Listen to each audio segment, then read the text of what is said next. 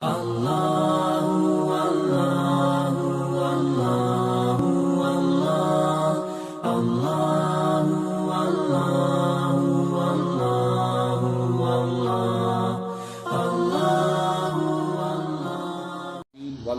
للمتقین والصلاۃ والسلام علی سید الانبیاء والمرسلین وعلی آلہ واصحابہ اجمعین، اما بعد فاعوذ باللہ من الشیطان اللعین الرجیم، بسم اللہ الرحمن الرحیم۔ معزز سامعین، حضرات، مخلصین، محبین، السلام علیکم ورحمۃ اللہ وبرکاتہ۔ جیسا کہ درس کا سلسلہ 2 دن سے ہم نے شروع کیا، آج اس درس کا تیسرا دن ہے، اور اس دن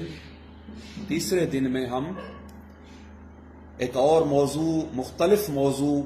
جو سلسلہ عالیہ نقش بندیہ مجددیہ کے قلبی ذکر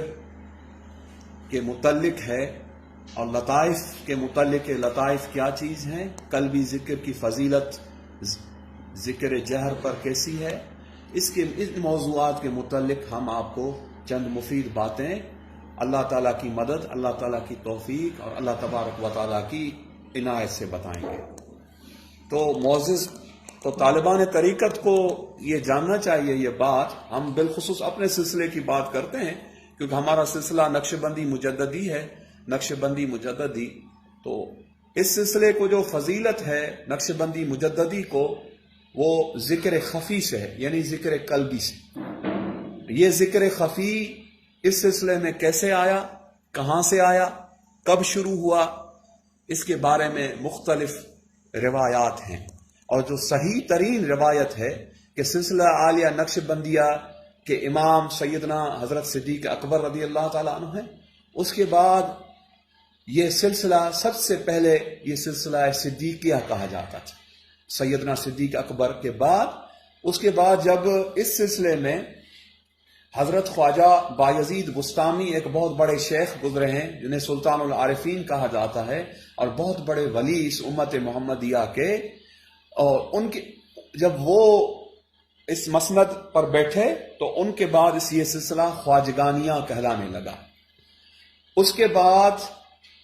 تیفوریہ کہلانے لگا، تیفوریہ، کیونکہ ان کا لقب تھا خواجہ بایزید کا، ابو یزید بسطامی، اور انہیں خواجہ تیفور بھی کہا جاتا ہے۔ اس کے بعد اس سلسلے کے ایک اور مشہور شیخ آئے ہیں جو حضرت خواجہ ابو یوسف حمدانی کے مشہور و معروف خلیفہ، اور ہمارے اس سلسلے کے خواجگان کے حلقے کے سردار حضور قطب الاقطاب غوث الثقلین امام العارفین پیر پیران قیوم جہان قدوۃ العرفاء والصالحین سیدنا حضرت خواجہ عبد الخالق غجدوانی رضی اللہ تعالی عنہ، یہ وہ مبارک ہستی ہمارے سلسلے کے خواجگان کے حلقے کے سردار ہیں جنہوں نے اس سلسلے کو نئی جہتیں دی، اور پورا سلوک نقش بندی انہوں نے مرتب کیا، سیر آفاقی، سیر انفسی، سیر اللہ، سیر فی اللہ، سیر مع اللہ، اور یہ جو بھی سلوک کے جو لطائف ہیں اور جو لوازمات سلوک ہیں، یہ سارے انہوں نے مرتب کیے۔ تو ان کی اللہ نے ان کو وہ مقام اور مرتبہ دیا کہ ان کی وجہ سے اب یہ سلسلہ خواجگانیہ کہلانے لگا۔ تو حضرت خواجہ عبد الخالق غجدوانی وہ بزرگ ہیں جنہوں نے اس سلسلے کے مشہور جو اصطلاحات ہیں، 8 اصطلاحات، جنہیں اصطلاحات صوفیہ یا اصطلاحات نقش بندیہ کہا جاتا ہے، یعنی سفر در وطن، خلوت در انجمن، یاد کردن، نگہداشت، وقوف عددی، وقوف قلبی، وقوف زمانی، اور یہ ایسی جو اصطلاحات نقش بندیہ جن کی بعد میں ہم تشریح کریں گے، تو یہ چیزیں انہوں نے یہ اصطلاحات نقش بندیہ بنائی، اور اس سلسلے کو بہت بڑا عروج اور بہت بڑے کمال پر حضرت سیدنا خواجہ عبد الخالق غجدوانی رضی اللہ عنہ نے پہنچا۔ اتنے بڑے شیخ تھے، اتنے بڑے ولی تھے اپنے زمانے کے میں، اتنا اللہ نے ان کو مقام دیا۔ ان کا مزار مبارک غجدوان میں ہے۔ غجدوان ایک موضع ہے، ایک قریہ ہے جو مضافات ازبکستان، جو ابھی رشین مسلم اسٹیٹس، جو رشیا سے جنہوں نے آزادی لیے، وہ ایک رشین مسلم اسٹیٹ ہے ازبکستان، اس میں غجدوان ایک علاقہ، وہاں پر آپ کا مزار پر انوار ابھی تک موجود ہے۔ ایک واقعہ حضرت خواجہ عبد الخالق غجدوانی کے بارے میں ایک آتا ہے، کئی آپ کی کرامات ہیں، کئی واقعات ہیں آپ کی، لیکن ایک مشہور میں آپ کو کیونکہ آج کل کے لوگ جو ہیں وہ کرامات سننے کے بھی شوقین ہوتے ہیں، حالانکہ اولیاء اللہ کو اللہ تبارک و تعالیٰ نے جو مقامات دیے، ولی کا کام یہ ہے کہ مردہ دل کو زندہ کرے۔ کامل ہم اس کو مانتے ہیں جو کسی کا مردہ دل سے، مردے زندہ کرنا آسان ہے، وہ تو مجذوب اور درویش اور وہ اللہ والے انہوں نے مردے بھی زندہ کیے، لیکن ولی کا اصل کامل ولی کا کام انسان کا مردہ دل کو زندہ کرنا، اللہ کے ذکر سے روشن کرنا۔ بندہ مر جائے گا، فنا ہو جائے گا، اگر دل زندہ ہو گیا، قلب اس کا ذاکر ہو گیا تو دل نہیں مرے گا، وہ دل اللہ اللہ کرتا رہے گا، قبر میں ہر جگہ وہ اللہ اللہ کرے۔ اصل الاستقامت و فوق الکرامہ قال الصوفیہ، کہ استقامت جو ہے صوفیہ کا قول ہے وہ کرامت سے زیادہ اس کا درجہ ہے، یعنی اس کا بہت زیادہ۔ لیکن کرامات اولیاء حق، تو بزرگوں نے لکھا ہے اولیاء اللہ کی کرامات حق ہیں، ہم اہل سنت جماعت مانتے ہیں۔ تو ان کی کرامت کے ایک ضمن میں چھوٹا سا ایک واقعہ آپ کو بتاتا ہوں۔ ایک مرتبہ حضور خواجہ خواجگان حضرت خواجہ عبد الخالق غجدوانی رضی اللہ تعالیٰ عنہ اپنے مریدین کے حلقے میں تشریف فرما تھے۔ آپ کے مریدین حلقہ لگائے بیٹھے ہوئے تھے، تو اچانک ایک نہایتی نورانی شکل و صورت کا شخص آپ کی محفل میں حاضر ہوا اور آپ کو سلام کیا، سلام کر کے دو زانو ہو کر آپ کے حضور میں بیٹھا۔ اس نے کہا حضور میں آپ سے خلوت میں کچھ عرض کرنا چاہتا ہوں، یا اپنا گوش مبارک، اپنا کان مبارک میرے قریب کیجئے، میں کچھ عرض کرنا چاہتا ہوں۔ آپ نے اپنا گوش مبارک، کان مبارک اس کے قریب کیا، اس نے کوئی گفتگو کی اور اس کے بعد وہ شخص چلا گیا، دو زانو بیٹھا تھا، چلا گیا واپس۔ تو جو مرید تھے آپ کے، انہوں نے جب دیکھا کہ یہ تو ہمارے علاقے غجدوان کا نہیں، حلیے سے پتہ پڑتا ہے، علاقے کا لباس سے پتہ پڑتا ہے، شکل و صورت سے پہچان بنائی، یہ پتہ نہیں کہاں سے آیا اتنا نورانی شخص اور اتنا عجیب اس کی ہیبت اور عجیب ایک تمتراک۔ وہ اس کے پیچھے بھاگے تاکہ اس کو بٹھائیں، اس کی تواضع کریں، خانقاہ اس سے پوچھیں میاں کہاں سے آئے، کدھر سے آئے؟ تو وہ تو خیر اس کے پیچھے بھاگے، اس کو نہ پایا، وہ تو چلا گیا۔ جب حضرت سے پوچھا حضرت یہ کون تھے جو آپ کی خدمت میں حاضر ہوئے تھے اور آپ سے کان میں سرگوشی کی، انہوں نے گفتگو کی؟ آپ نے فرمایا کہ یہ 7ویں آسمان پر مقرر ایک اللہ کا برگزیدہ اور معزز فرشتہ تھا، جو 7ویں آسمان کے جتنے فرشتے تھے ان کا سردار تھا، اور عند اللہ، اللہ کے ہاں، اللہ کے قرب میں اس کا بہت بڑا مقام اور مرتبہ تھا۔ اس سے ایک چھوٹی سی لغزش ہو گئی۔ اللہ تبارک و تعالیٰ، فرشتے ویسے جو ہیں وہ بشر، ہم انسانوں کی طرح خطا گناہ نہیں کرتے، لیکن اللہ کے قرب میں کوئی اس سے کوئی چھوٹی موٹی کوئی لغزش ہو گئی، کوئی خلاف اولا کام ہو گیا، یا کوئی ایسی کوئی بات ہو گئی جس سے اللہ تعالیٰ اس سے ناراض ہوئے اور اس کو 7ویں آسمان سے پھینک کر اس کو پہلے آسمان پر اللہ تعالیٰ نے پھینک دیا۔ اب جو شخص اب جو 7ویں آسمان پر پہنچا ہو اور وہاں کے تمام فرشتوں کا سردار اور اتنے بڑے مقام اور مرتبے کا فرشتہ ہو، آپ اندازہ کریں اس کو 7ویں آسمان پر اللہ تعالیٰ نے پھینک کر پہلے آسمان پر پہنچا دیا، اس بیچارے کا کیا عالم ہوگا۔ یہ ایسے ہی ہے جیسے پیر کامل ایک نگاہ سے اپنے مریدوں کو 7 آسمانوں کی سیر کروا کر، تحت الثری کی سیر کروا کر، عرش مولا کی سیر کروا کر، کرسی کی سیر کروا کر اللہ کے حضور میں پہنچاتے ہیں۔ لیکن جب پیر کامل کسی سے ناراض ہوتا ہے تو پیر کی ناراضگی اللہ کی ناراضگی ہے، تو اس کو واپس تحت عرش عظیم سے اس کو واپس زمین پر مارا جاتا ہے۔ اس کی عبادتیں، اس کے ذکر، اس کے اذکار، اس کے مراقبے، اس کے مجاہدے سب ختم ہو جاتے ہیں، اور اس کے منہ پر کالک ملی جاتی جب تک وہ رجوع نہ کر لے، توبہ نہ کر لے، اپنے شیخ سے معافی نہ مانگے اور ان کی طرف متوجہ نہ ہو۔ تو یہ کافی ضمن میں صوفیہ کے واقعات ہیں جو پھر انہوں نے رجوع کیا۔ اللہ تعالیٰ اگر کسی کو ہدایت دیتا ہے تو وہ رجوع بھی کرتا۔ تو بہرحال تو آپ نے فرمایا یہ 7ویں آسمان کا فرشتہ تھا، اس سے لغزش ہو گئی، کوئی اللہ کے قرب میں اس سے خطا ہو گئی، یہ ہمارے پاس آیا اور ہمیں آ کر عرض کیا کہ حضور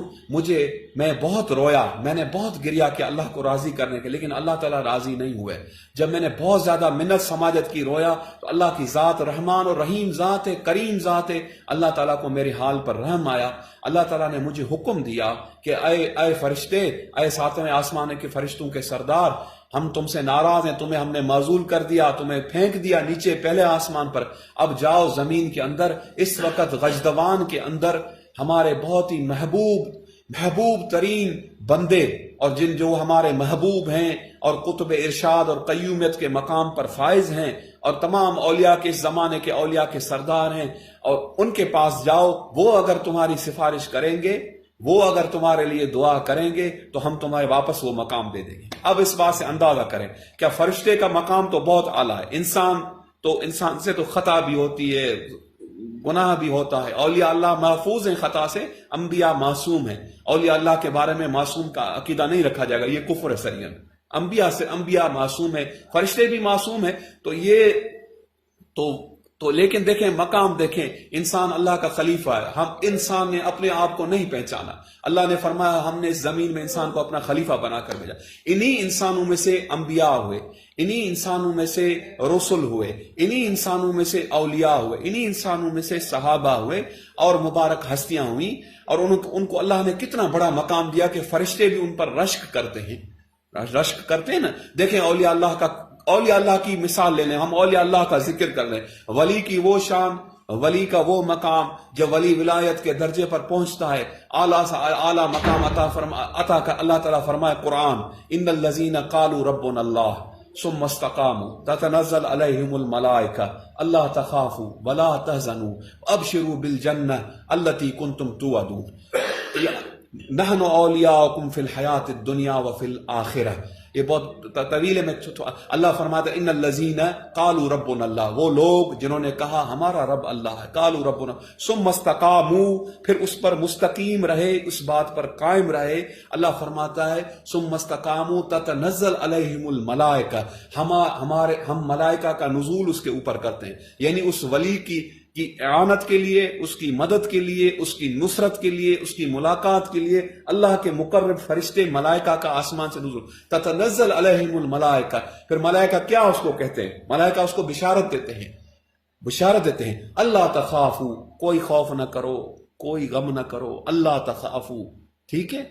ولا تحزنوا، کوئی حزن نہ کرو، اپنے بارے میں، اپنے مریدوں کے بارے میں، اپنی اولاد کے بارے میں، اپنی خاندان کے بارے میں ہے، یہ اللہ کا قرآن ہے۔ اللہ تخافوا ولا تحزنوا وابشروا بالجنہ، اور اللہ تعالیٰ آپ کو اس جنت کی بشارت دیتا ہے التی کنتم توعدون، جس کا اللہ سبحانہ و تعالیٰ نے تم سے وعدہ کیا ہے، مومنین کے لیے جنت کا وعدہ ہے۔ ابشروا بالجنہ التی کنتم توعدون، پھر اللہ فرماتا ہے نحن اولیاؤکم فی الحیات الدنیا وفی الآخرہ ولکم فیہا ما تشتہی انفسکم ولکم فیہا ما تدعون نزل من غفور الرحیم۔ اللہ فرماتا ہے یہی ہمارے اولیاء، نحن اولیاؤکم فی الحیات الدنیا وفی الآخرہ، دنیا میں، آخرت میں، اور ان کے لیے ہم نے یہ جو ہے وہ اللہ تعالیٰ فرماتا بشارت ہے، ہم نے دنیا میں بھی ان کو نعمتیں دی، آخرت جنت کی نعمت انہیں دیں گے، اور عجیب و انعام و اکرام انہیں دیں گے۔ تو یہ اولیاء اللہ کا مقام ہے۔ تو وہ فرشتہ، آپ نے فرمایا میں نے فرشتے کے لیے اللہ سبحانہ تعالیٰ کے حضور میں عرض کی، میں نے کہا یا اللہ یہ فرشتہ ہے، معصوم گناہوں سے، یہ نور سے پیدا ہوا ہے، اس نے کوئی خطا، لیکن اس کو قرب میں اگر اس سے کوئی لغزش خطا ہو گئی، یا اللہ تو نے بھیجا ہے میرے پاس، تو میں اس کی سفارش کرتا ہوں، اور میں تیرا گناہگار بدکار بنتا ہوں، جیسے اولیاء اللہ عاجزی کرتے ہیں اپنے آپ کو گناہگار۔ آپ نے فرمایا، میں نے کہا میرے مولا میں تو گناہگار ہوں، بدکار ہوں، یہ فرشتہ ہے، میں اس کے لیے عرض کرتا ہوں یا اللہ اس کو اپنے قرب کے مقام میں واپس ترقی دے، اس کی لغزش کو معاف کر، اور اسے واپس اسی مقام پر فائز کر۔ حضرت فرماتے ہیں میں نے مراقبہ کر کے اللہ تعالیٰ کے حضور میں، اولیاء اللہ جو صاحب الہام ولی ہوتے ہیں نا، اولیاء اللہ کی مختلف اقسام ہیں، ایک صاحب الہام ولی ہوتے ہیں، ان کا بہت بڑا مقام ہے، جو کاملین اولیاء ہیں۔ آپ نے فرمایا میں نے اسی وقت اللہ تعالیٰ کو عرض کیا، اور اللہ تعالیٰ نے مجھے فرمایا کہ اے عبد الخالق، آپ کے عرض سے آپ کی دعا ہم نے قبول کی، اور اسی وقت 7ویں آسمان پر اس کو کی ڈیوٹی پر فائز کر دیا،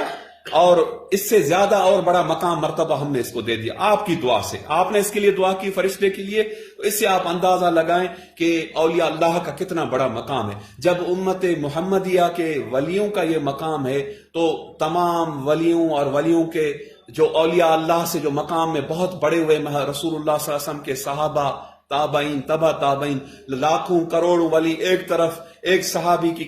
قدم کی پاؤں کی دھول کے برابر، خاک کے برابر بھی نہیں ہو سکتے۔ میں برملا کہتا ہوں ہر جگہ کہ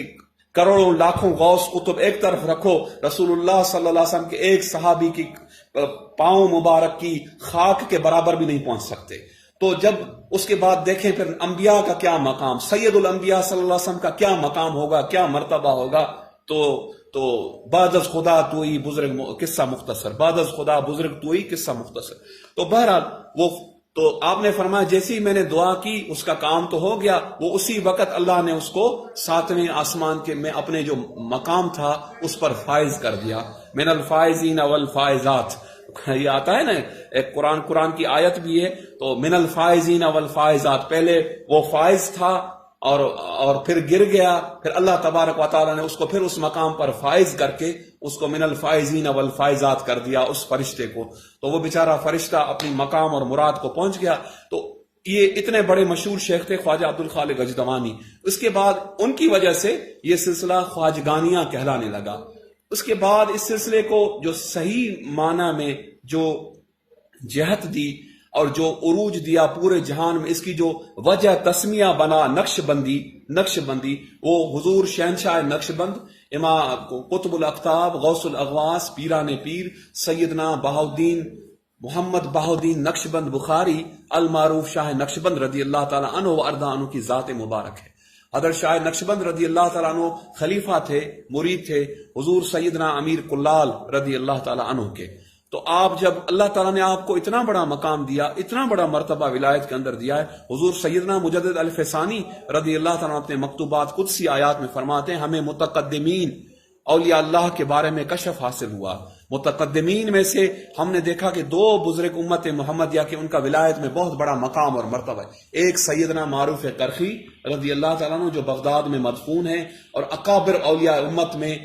غالباً تابعین میں آتے ہیں، اور جن کی قبر کے بارے میں مشہور ہے، بڑے بڑے علماء فقہاء نے لکھا کہ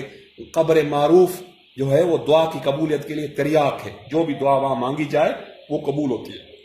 ایک ان کے بارے میں، دوسرا شاہ نقشبند کے بارے میں آپ نے فرمایا متقدمین اولیاء میں ہم نے ان کی بڑی شان دیکھی، بڑا مقام اور مرتبہ دیکھا۔ تو حضرت شاہ نقشبند رضی اللہ تعالیٰ عنہ کے پیر تھے حضرت امیر کلال رضی اللہ تعالیٰ۔ جب شاہ نقشبند اپنے پیر سے بیعت ہوئے اور سلوک ان سے حاصل کیا، خلافت ان سے حاصل کی، تو حضرت شاہ نقشبند کیونکہ محبوبان الہی میں سے تھے اور اللہ نے ان کو بہت بڑے مقام پر، جیسے حضور سیدنا غوث اعظم رضی اللہ تعالیٰ عنہ محبوبان الہی میں سے تھے، اس لیے ان کے نام سے سلسلہ عالیہ قادریہ چلا۔ سیدنا عبد القادر جیلانی ان کا نام تھا رضی اللہ تعالیٰ عنہ۔ تو ایسے یہ حضرت شیخ شہاب الدین عمر سہروردی تھے،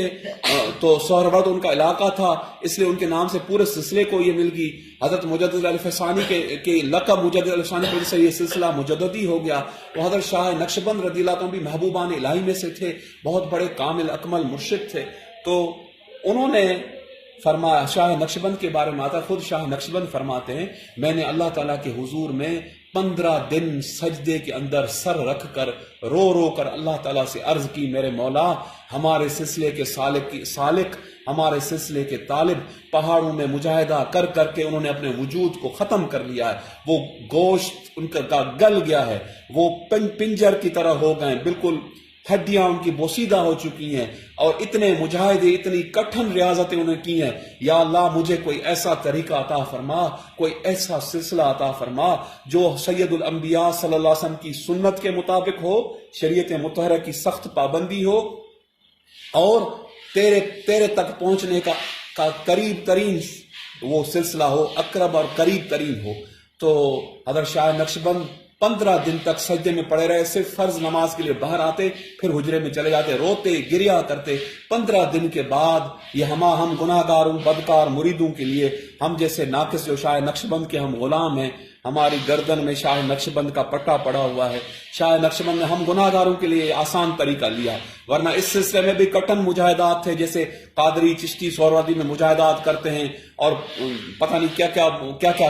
کٹن اس سلسلے میں صرف شریعت کی سخت پابندی، استقامت اور شریعت مطہرہ کی پابندی، اس کے بعد مراقبہ، ذکر، اذکار، اتنا زیادہ مجاہدہ نہیں ہے۔ لیکن میں یہ کہتا ہوں سب سے زیادہ جو سخت مجاہدہ ہے وہ شریعت کی پابندی ہے۔ کتنے بھی یہ صوفیاء اکرام مجاہدے کرتے ہیں، ان کو ہم سب مانتے ہیں، لیکن شریعت سے، اس کی پابندی سے بڑا کوئی مجاہدہ نہیں ہے، کیونکہ شریعت کی پابندی سے ہی سب کچھ حاصل ہوتا ہے، ولایت بھی حاصل ہوتی ہے، معرفت بھی حاصل ہوتا ہے، طریقت بھی حاصل ہوتی ہے۔ تو حضرت شاہ نقشبند رضی اللہ تعالیٰ نے 15 دن کے بعد اللہ تعالیٰ نے آپ کو ایک نیا طریقہ جدید الہام کیا، جو یہ سلسلہ نقشبندی یا نقشبندیہ کہا جاتا ہے۔ آپ فرماتے ہیں جب مجھے یہ طریقہ الہام کیا گیا، آپ اپنے شیخ، اپنے مرشد حضرت خواجہ سید امیر کلال رضی اللہ تعالیٰ عنہ کی بارگاہ میں تشریف لائے،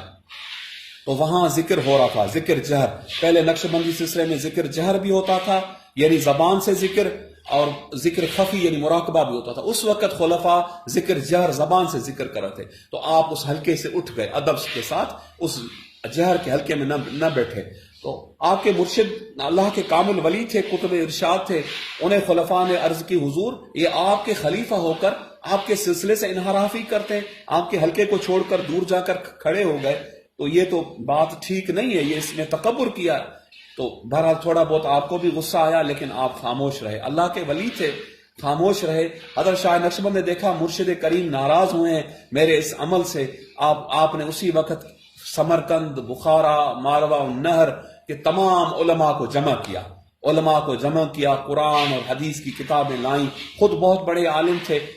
آئی اور اپنے شیخ طریقت کے حضور میں بھیجا کہ میں نہیں چاہتا، آپ سب لوگ جاؤ اور شیخ طریقت کو یہ بتاؤ کہ اللہ تعالیٰ نے مجھے ایک نیا طریقہ الہام کے ذریعے سے عطا کیا ہے، اور آج کے بعد نقشبندی سلسلے میں ذکر جہر بند ہو گیا، ختم ہو گیا۔ آج کے بعد یہ سلسلے کی ایک انفرادیت ہے، اس میں ذکر قلبی ہوگا، ذکر خفی ہوگا یعنی مراقبہ، اور اس کے بعد ذکر خفی جو لطائف پر کیا جاتا ہے۔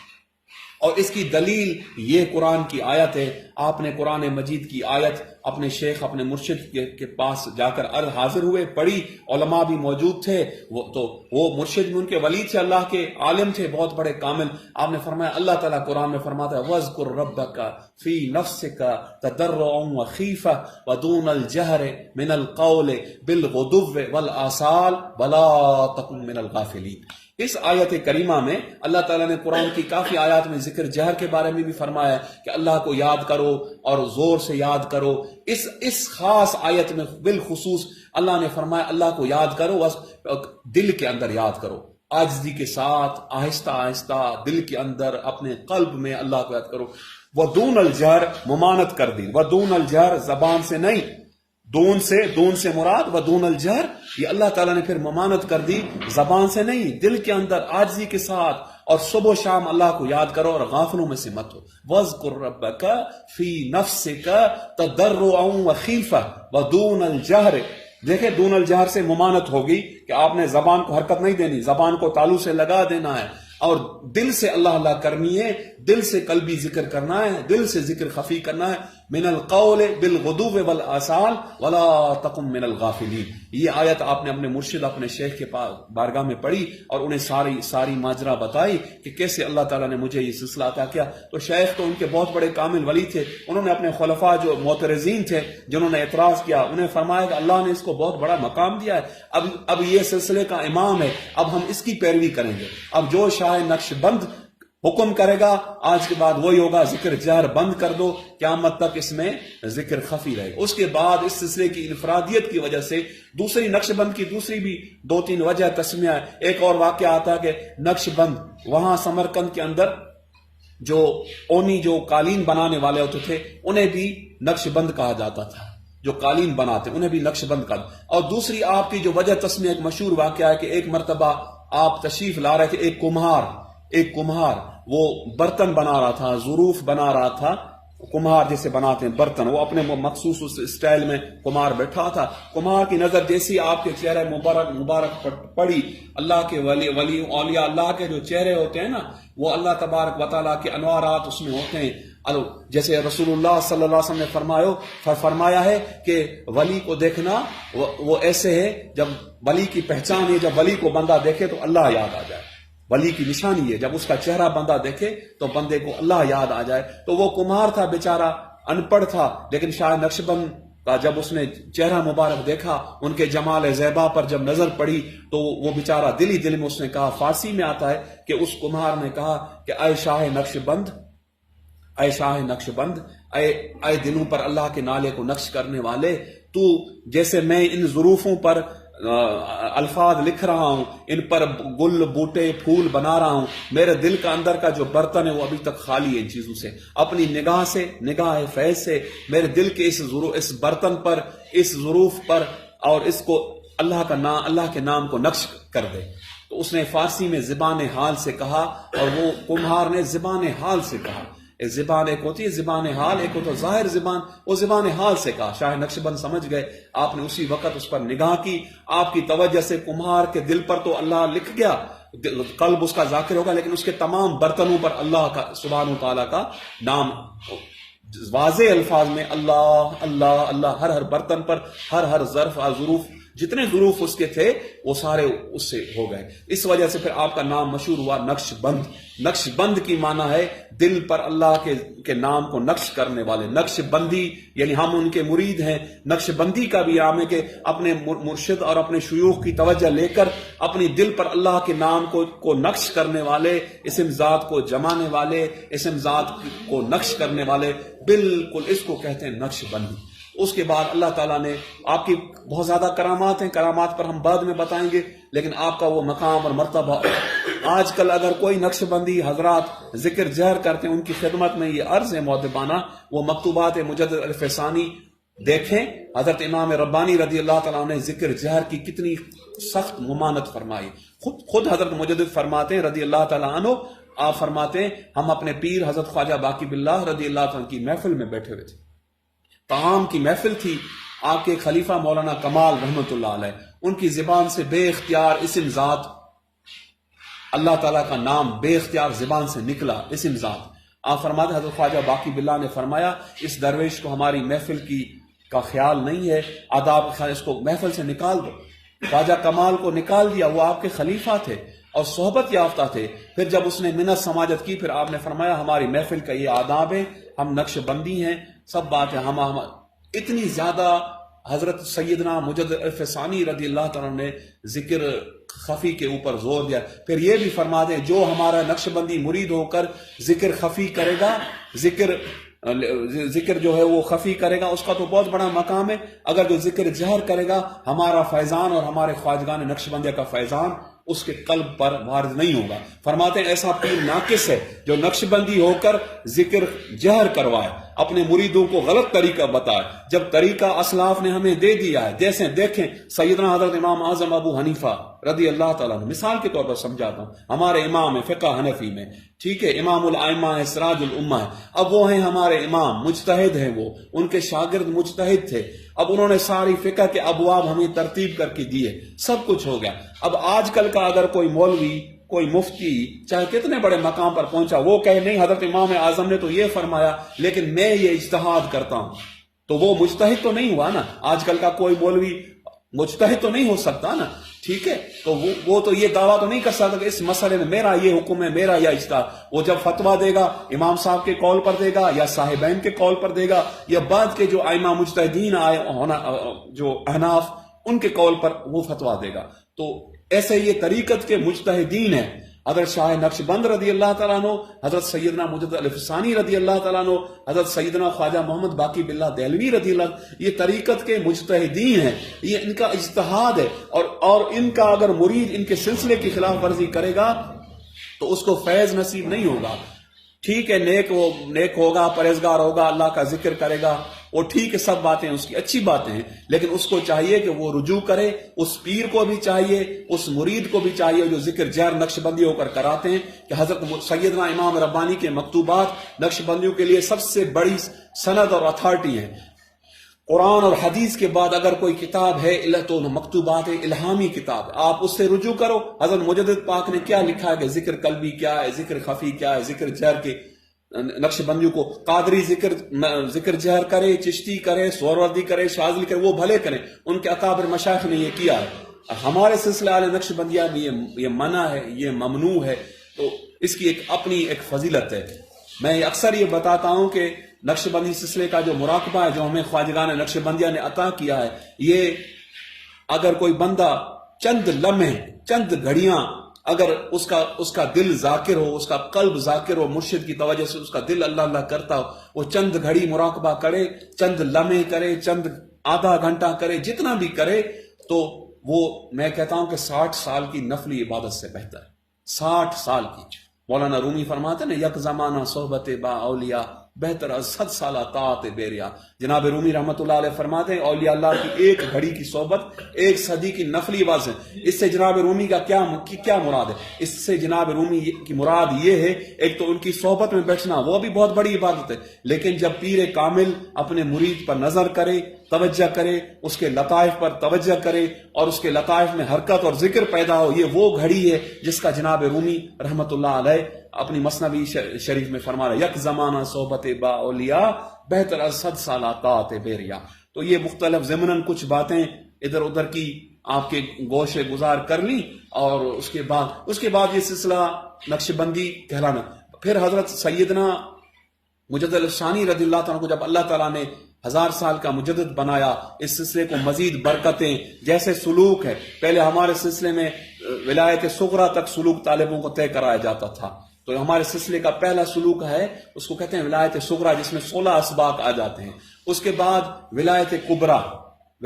کبریٰ کے بعد ولایت علیٰ یعنی ملائکہ کی ولایت. اس کے بعد کمالات نبوت، کمالات رسالت، کمالات اول العزم. یہ کمالات نبوت کا فیضان جو سیدنا صدیق اکبر کے سینے سے ہمیں نقش بندیوں کو عطا ہوا، اور ولایت کا فیضان ہمیں حضرت علی کرم اللہ وجہ سے عطا ہوا، کیونکہ ہمارے سلسلے میں سیدنا امام جعفر صادق رضی اللہ تعالیٰ عنہ ہیں جو اکابر ائمہ اہل بیت میں سے ہیں، اور جن کو بارگاہ صدیقیت سے فیضان حضرت سیدنا صدیق اکبر کے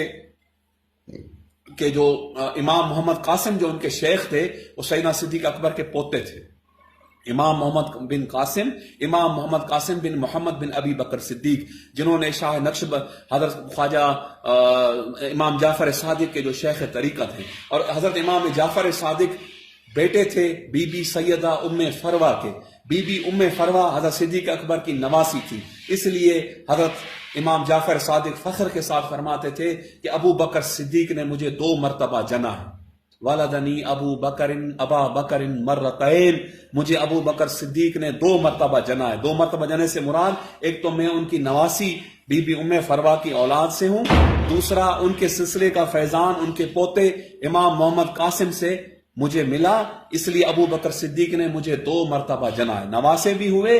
بی بی ام فروا ان کی والدہ تھی، اور سلسلہ علیہ نقش بندیہ کا فیضان جو حضرت ابو بکر کے بعد حضرت سیدنا سلمان فارسی کو ملا، اس کے بعد سیدنا سلمان فارسی کے بعد حضرت امام محمد قاسم بن محمد بن ابی بکر صدیق اکابر تابعین میں سے، اور 7 مدینے کے جو مشہور فقیہ تابعی تھے ان میں سے تھے. ان سے یہ سلسلہ آگے سیدنا امام جعفر صادق کو ملا، ان سے حضرت خواجہ بایزید بستامی رضی اللہ عنہ کو ملا، اور اویسی طریقے سے ان کے مزار سے خواجہ بایزید نے اقتصاب فیض حاصل کر کے یہ سلسلہ حاصل کیا. تو یہ ساری چیزیں اس میں فضیلتیں اور ساری آ گئی. تو اب اس نشست کو، اس کے بعد ہم لطائف پر کریں گے دوسری نشست میں. اب اس نشست کو ختم کر دیں. اللہ سبحانہ و تعالیٰ سے دعا ہے اللہ تبارک و تعالیٰ ان برگزیدہ محبوبوں کے ذکر کے صدقے مجھ گناہگار خاطی بدکار کی مغفرت فرمائے. میرے گناہ، میری خطائیں اور میری تقصیریں ان اپنے محبوبوں کے صدقے اور ان خواجگان نقش بندیہ اور اولیاء اللہ کے ذکر کے صدقے مجھے اور میرے متعلقین، متوسلین، مریدین، محبین کو اللہ تعالی ہماری بخشش فرمائے. ان کے فیوزات سے ہمارے دلوں کو